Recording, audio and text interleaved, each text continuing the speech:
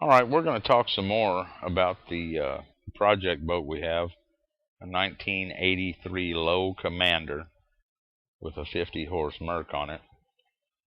We're altering this boat. We're going to shorten, if you will, the casting decks on the front and rear to get a more open floor plan. The decks themselves were 3/4 inch. I'm going to say marine plywood due to the weight and strength and just look and feel. We took those off, and underneath is the structural members of the deck, kind of what supports it and what it was screwed down to. You'll find rusted screws, you'll find who knows what. Got underneath these wooden decks, and they were shot full of that, I guess, the old school or old technology two-part foam filling. It was shot in, poured in, I don't know, one or the other. It doesn't matter.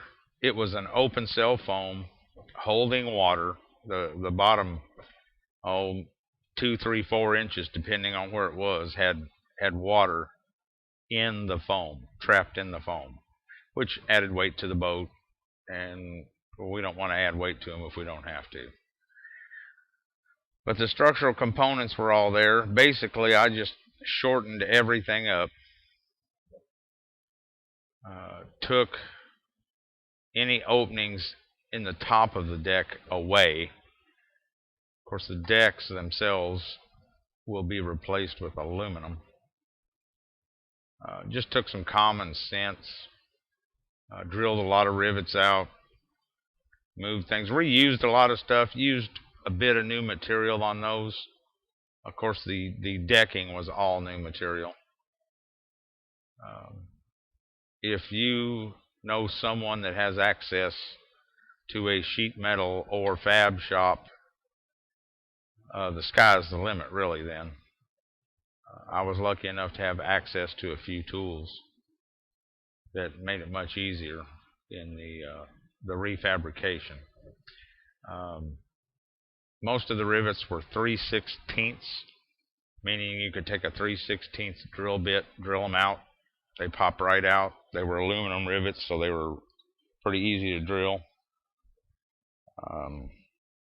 Cutting of the material can be done with a bandsaw, sawzall, cut-off wheel on a grinder. Not that I'm trying to scare anyone. This is a pretty involved build. So it's going to take more than a screwdriver, a hammer, and a hacksaw to do this thing. You're not going to need highly advanced tools, but you'll need a handful of specialized tools. But it's a labor of love. You're going to build this boat hopefully for yourself, possibly for a client. I don't know what your intentions are, but this was strictly to be my boat.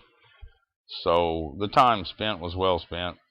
I had no problem putting the time in. You just have to be ready to face any obstacle you come to. So be prepared to put time in it. Take your time. Don't try to hurry it. If you're trying to meet a deadline, it's going to take a lot of the fun out of it. Just enjoy yourself. Use some of the material you find here. There's other resources all over the internet. Look them up, find them, and use them all, because I'm sure you can find something useful in everything. Keep coming back for more. We've got several points of interest on our channel here. Thank you much.